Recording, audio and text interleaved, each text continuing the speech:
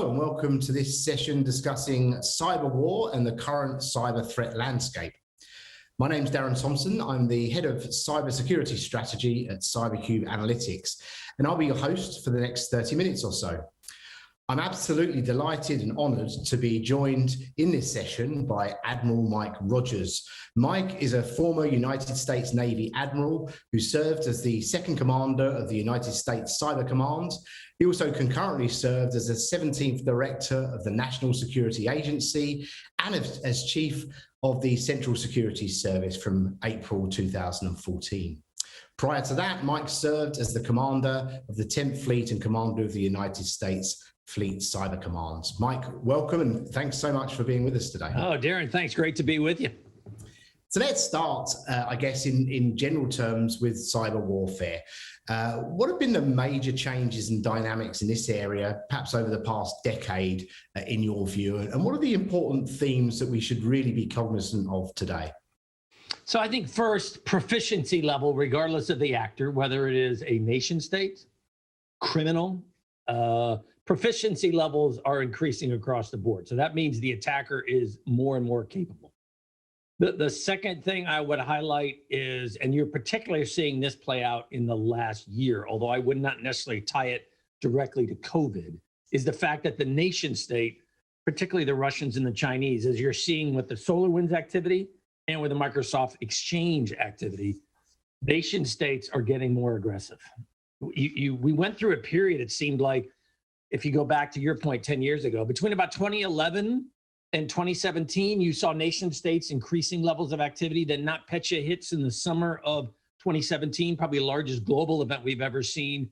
And after that, given its repercussions, there seems to be a bit of a, let's step back, let's take less, doesn't mean they weren't active, don't get me wrong, but it's, let's take a little less risk in the approach, a little less aggressive, and let's be very targeted. Clearly, in the ensuing 3 years, that has changed to some extent, and you're watching both the Russians and the Chinese engage in activity on a broad scale. Target set hasn't changed all that much, but the breadth of the activity has changed. And then the last point I would make would be, and you've seen this is really tied to COVID, as we have had to disperse physically, therefore relying more on virtual and remote connectivity, actors, particularly criminals, as the attack surface has exploded as a result of that disbursement, you're watching criminal actors exploit that at just volumes we've never seen before. And that's really manifested in the ransomware challenges. I mean, 2020 is the year of ransomware to me. Yeah. It has just exploded. And so you take all of that together, and the downside or the challenge to me is almost every major actor right now, nation state, criminal, et cetera, is just incentivized for more and more activity because they're having great success. And that's going to be a challenge for all of us. Yes, it's something we've certainly been tracking at CyberCube, just going back to that sort of the issue around sort of general competence of the criminal and the sophistication of those actors. You know, the interplay between the nation states and the criminals is an interesting one. And also at the criminal level, we're seeing, you know, the advent of these criminal cartels that are now starting to segment and specialize. You know, so we're seeing specialist groups, for example, and their specialty might be, you know, stealing passwords, or it could be, you know, initial incursion, or it could be reconnaissance. And we're starting to see those cartels come together now and make the use of those specialisms, which I think just adds fuel to that fire that you were describing, really. Yeah, Darren, if I could, I think to that point, it's interesting. You're seeing criminal groups share tools, and you're seeing the lines between nation state and criminal group, for example, blur a little bit, where some nation states, I highlight the Russians in particular, often tend to use criminal groups to engage in state-associated activity. So the lines are blurring. The proliferation of tools is, it's a challenging environment. Yeah, absolutely. Let's talk a little bit, Mike, about that difficult year that was 2020. Hopefully we're starting to see some lights at the end of the tunnel now with vaccination programs happening and things of that nature. But it was certainly an interesting and incredibly challenging year, both inside and outside of cybersecurity. But from a security perspective, for you, what were the key takeaways of the 2020 period? So I'd say number one, we've just blown up the perimeter. You go back, historically, we have tended to view cyber security from a predominantly defensive strategy, i.e., let's stop them from getting in, has been the preponderance of focus for most organizations. And that has led to this idea that, hey, so we're all kind of centralized broadly. We're going to work behind a well-established perimeter established by the company or the provider. And we're going to control access between that organization and external actors, whether it be the cloud or other things. And then COVID happens, and suddenly we got to blow that whole strategy up. You know, we're not all sitting behind a central security stack right now. Now we're dispersed. The infrastructure that we're using, for example, for this interaction today and for the conference, for most of us, it's the same infrastructure, if you will, that our spouses are also working on, that our children are going to school on, that our children are gaming on, that we're using to maintain connectivity with widely dispersed family and friends in the middle of a pandemic. So we've also blurred the lines between what is, quote, business infrastructure and what is personal infrastructure. The bottom line is the attack surface is just proliferated as a result. And so, number one, I look at challenges and the takeaways. What does a perimeter-less cyber security strategy look like? I think we're going to have to work our way through that. It also begs questions like, well, what does identity mean? And I just don't mean identity of individuals. I mean identity of devices. Now that we have just proliferated on this massive scale, and we've set this up now so that rather than accessing external entities through the central security stack, now we're all doing it remotely and directly. What does that mean for identity? What does that mean for security? How do we add resilience? My last point would be, I think one of the takeaways from this is a strategy for cybersecurity that is focused purely on defense. What I mean by that is stop trying to stop people from accessing the network, accessing data.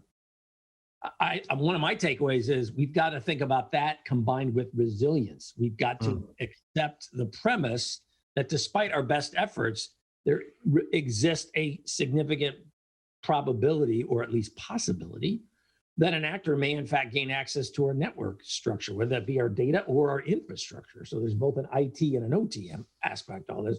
So what does that mean? How do you keep operating? How can you be resilient? You can't just automatically default to, well, we're just going to shut everything down, or we're just going to rebuild everything. And you're seeing that, play out in the aftermath of SolarWinds, for example, as we're all trying to figure out. So how do we deal with the fact that an adversary, in this case, the Russians, given the targeted networks they went after, they were able to sustain access for 9 months or more before being detected. Think about what the cybersecurity implications are of an insider in your network for 9 months and the change that they can make. I mean, there's a lot of work to be done. Yeah, I think that resiliency topic is a really interesting one, Mike. You know, my experience of the focus on that is that's always about people, process, and technology. Technology last, actually, if you're doing it correctly. And secondly, a really good metric to measure when it comes to resiliency is dwell time. So if we assume the breach is inevitable, how long does the criminal get to dwell on your network? And that's not a bad measurement to see how you're doing. There was a breach last year at the Marriott Hotel Group, and of course they had a major breach back in 2018. Yeah, whilst it wasn't good that they were breached a second time, they did significantly focus on resilience and that dwell time thing. They reduced the dwell time significantly. The first attack back in 2018, there was something like 500 million customer records stolen. This time around, something like 5 million, which is still terrible, obviously. But it just goes to show that, a focus on that dwell time concept can really, lessen the impact of some of these breaches. Yeah, and you have to admit, and that's really what the conference is about.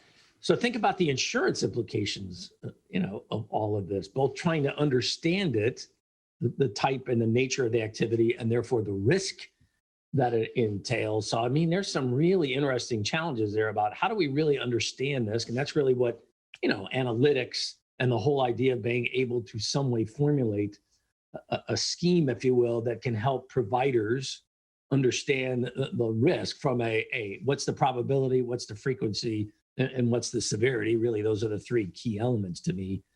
That's an interesting challenge. And if you look at the proliferation of ransomware, so cost associated with that, as well as, business continuity, man, those are two significant, insurance challenges they're trying to understand. So what's the level of risk? How much are we comfortable as an organization, within the insurance infrastructure? How much are we comfortable with in terms of the level of risk in the book? What are we looking at for risk mitigation strategies? I mean, it's a really dynamic time right now. Yeah, absolutely. So let's switch gear a little bit, Mike, and talk specifically about those nation state and advanced persistent threats that we're also worried about when it comes to cyber warfare. Part of the way you help us at CyberCube, given your background, is you help us to think about who those developing actors are, who the more developed actors are, and what their sort of motivations and techniques are. What's been happening in the landscape the past couple of years with regards to those superpowers in cyber? And where should we be paying the most attention, Mike? So, the challenge is you got two potential primary venues, so to speak. The first is you could be, as a company, as an organization, you could be very targeted by a nation state. You're seeing government entities, IT and technological focused corporate entities, universities. Those have all been big targets between the Russians and the Chinese. But then the second venue is, well, what happens if you aren't necessarily the intended target, but you happen to use the same software, for example? Think about the NotPetya scenario. Think about SolarWinds, which were supply chain attacks.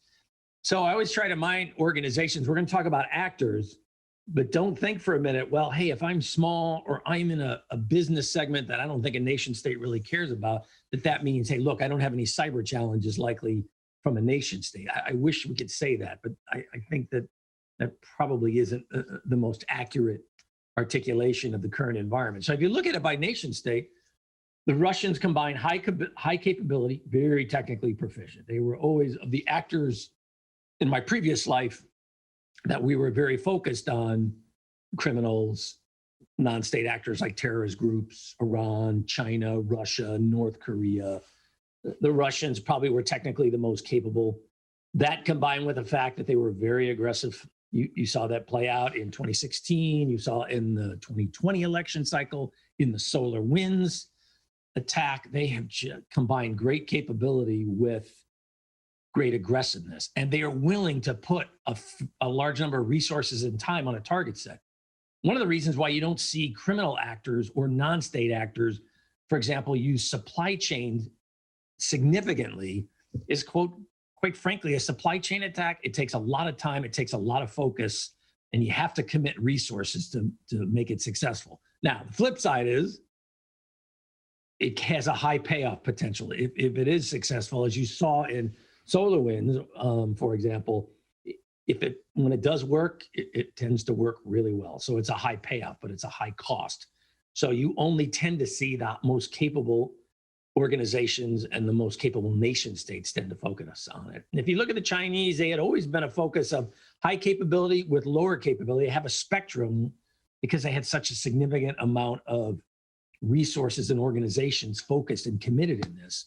And you saw them go after everything from intellectual property in the private sector to very traditional government or espionage targets. And you're also seeing their level of capability come up. And like the Russians, you're seeing them get a little more aggressive in the espionage piece. And that's really what Microsoft Exchange, the fact that they use that set of vulnerabilities, and they specifically really tended to focus within that set of vulnerabilities, their application within more traditional national security or espionage targets. It'll be interesting to see if that changes over time, though. I would be watching to see if that changes over time. And then lastly, the Iranians, for example, when you saw them active in cyber, once they made the decision that they wanted to do something, they were very willing to be aggressive. You've seen them go after infrastructure in Saudi Arabia, in the Emirates. You've seen them go after private entities in America, for example, senior leaders who also ran businesses who made statements, for example, that the Iranians didn't like or didn't agree with, and therefore the Iranians went after them and their company. in cyber. And then, you can't forget the North Koreans, which are an interesting hybrid of traditional nation state espionage, as well as cyber as a tool, both to express displeasure. Think about Sony. Now that's November 2014, so over 6 years ago. But they're also the only nation state that I've ever seen. They mine cryptocurrency. They break into banks with cyber. They look at gambling and betting sites, for example, because they can go after money associated with them. They're a bit of a hybrid between a nation state and a criminal actor, which is unusual. They're the only nation state I've ever seen really go that line. Do you think it's likely, Mike, we may see other nation states take on that persona, that kind of hybrid persona that you described there? I don't know. It's certainly possible. Now, the North Korean scenario is unique. Cyber exists in a broader context. And the broader context for the North Koreans is because of the level of sanctions that have been imposed upon them, and because they had opted as a nation to so isolate themselves in many ways from the rest of the world, you put that all together, they find themselves so isolated and so cut off that they've had to use cyber as a vehicle to overcome that isolation. So, for example, they can't use the global financial system to move funds. They're restricted based on all the sanctions. So they decided, well, we'll use cyber to access that to rob and steal. So again, they're a little unique. So I'm not sure necessarily you're going to see that at the nation state level. Where I think it would be interesting, though, is do you start to see these hybrids in non-state actors, criminal groups, and other entities? They've got a higher probability to me of going down that road. Yeah, it's interesting. We've been analysing very closely the recent Microsoft Exchange attack, and everything would indicate that was initially a Chinese state actor, but now we're seeing the deployment of coin mining and also ransomware by we think separate actors. So kind of jumping on that opportunity, that vulnerability that was uncovered initially by the Chinese to perform their own sort of nefarious activities as a criminal gang. So I guess there you have a hybrid made up of several actors. Yeah, to your point, the lines just keep blurring. And the other thing, and you and I have discussed this previously, you're looking at web shells and other infrastructure that had been used historically in the past is now starting to be reused again by different criminal actors. So now, again, you're starting to see this massive scale keep up or increase, and you're seeing the ingenuity and the level of commitment, whether it be from nation states or criminals, just keeps growing. Again, because they think that cyber offers them a high return, high reward, whether that be money through ransomware or whether that be the extraction of information through espionage for nation states or the theft of intellectual property by nation states or the private sector. Yeah, very interesting. Let's talk a little bit about definitions, Mike. So there's ongoing debate, as you know, in the insurance industry in particular around definitions of cyber warfare, how that should be defined. It's got particular relevance and significance to the insurance industry, of course, given more exclusions written into many policies. There are ongoing conversations in Lloyd's of London, for example, at the moment. But from your perspective and, understanding that you're not specifically coming from the insurance perspective, but how do you think about sort of current cyber war definitions and where do you think that debate's going to take us? So it's not well defined. There is no established, globally acknowledged or adhered to criteria, if you will. Remember, war under legal frameworks is a definition applied through the prism of a nation state. Right now, legally, only nations, not private entities, not corporate entities, only nation states through a legal mechanism can, quote, declare war or define an event as meeting the criteria, so to speak. I don't see that changing in the near term. Go back to, again, Sony back in November of 2014. We have a nation state uses software, cyber, as a vehicle to actually destroy infrastructure in the target, in this case, Sony Motion Picture. They not only stole their intellectual property and their emails, but they uploaded a couple of Vipal malware programs that just slicked their desktops and their laptops to the point where they had to all be replaced. So I thought that might trigger it, and I was part of those discussions, in the White House and in the Oval, and it just didn't lead the U.S. at that time to declare it. We opted to define it as criminal activity. So I don't think that dynamic is going to change. Where I think it might be interesting, and there are implications here for the insurance industry to me, rather than focusing on the trigger is a nation defining an event as meeting the threshold of war, it might be interesting to see, you're starting to see nation states willing to publicly attribute activity to a particular entity. It'd be interesting to me to see if we can come up with a criteria short of war, where, for example, if nation states, and I guess it could be the private sector as well, but if nation states were to publicly attribute cyber events, cyber activity to a particular cause, source, or nation state, hey, it was the Russians, it was the Chinese, whatever, might that be a more workable kind of definition than, well, nothing happens unless we reach this war threshold? Because I just think that's very unlikely. And the kinds of activity we're seeing now we're someone to go after, critical infrastructure in nations, destroy it, degrade it. I think that would be a different scenario, but that's not the kind of activity that we've been seeing. It's been much more, let's penetrate systems for the purpose of theft. Let's penetrate systems to set up potential follow-on activity. Let's penetrate systems to, lock them down, generate revenue, etc. Yeah, interesting, Mike. So, and traditionally, the insurance industry is focused on kind of risk of physical damage or loss of life. In your view, what is cyber doing to stretch and test sort of current risk management models, and what are going to be the likely outcomes here? We did see last year there was news of the first physical death attributed to a cyber attack at a hospital in Germany. Obviously, incredibly unfortunate event. Where do those risk management models take us? So broadly, the insurance industry insures risk against something physical. Yeah.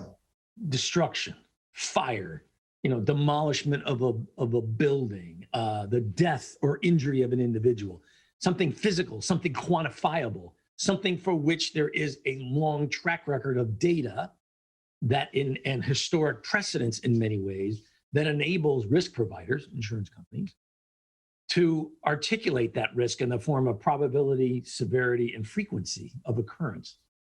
Where cyber is really interesting to me is it challenges that whole model. So the damage isn't physical. Often the damage is virtual, reputational, or the damage is business continuity, the ability to actually execute, so to speak. How do you define that value? How do you find that probability, that frequency, that severity? Increasing, I think, businesses out there, they're not just interested in hey, you got to insure me or mitigate risk for me in the physical space. It's, you have to help me mitigate risk in the non-physical arena, the value of intellectual property, et cetera. So that to me, in some ways, is one of the biggest challenges that industry, if you will, insurance industry, faces. A lot of reinvention required, right? Yeah. Now, don't get me wrong. That also represents opportunity. That there's a huge market sector out there that is saying, look, I'm willing to pay to mitigate risk in these other areas. If you'll make it available, I'll pay for it. So there's opportunity there. And that clearly is evident within the insurance sector. But it is an interesting challenge within that sector about, okay, so how are we going to do this? Yeah. So Mike, unbelievably, we're just about out of time. I could talk to you for a lot longer. It's the story of my life, always out of time. On these topics and others. Are there any sort of last thoughts or commentaries that you'd like to share with the audience today? So clearly we're in an area with a lot of challenges, but as I said, I think there's also a lot of opportunity here. And technology is going to be an important component of that, of solving or addressing that challenge and generating that opportunity. But I'd also conclude by saying, please don't forget the human piece in all of this. Look, if you take an example, solar winds. SolarWinds was discovered, number one, not by the government, which was the primary target, but by the private sector. So it reminds us the value of partnerships and that no one single entity has all the answers. But it also highlights, in the case of SolarWinds for FireEye, their automated anomaly detection system identified the fact that an entity was attempting to add another device, if you will, to the system that triggered an alarm. It was a human who looked at that and said, this is interesting because the device they want to add doesn't fit the user profile. And then they went and actually called the individual and said, we're seeing that you're trying to add a device. Could you tell us why? And the individual said, I'm not trying to add a device. That's what that prompted this whole thing. Hey, we got something here. So don't ever forget the value of the human in all of this, you know? Yeah, really. But with that, thanks very much for the opportunity today, Darren. And Mike, it's been a real pleasure. And answer session. I'm guessing our audience have gained great insight from your comments. Thank you so much again for joining us today.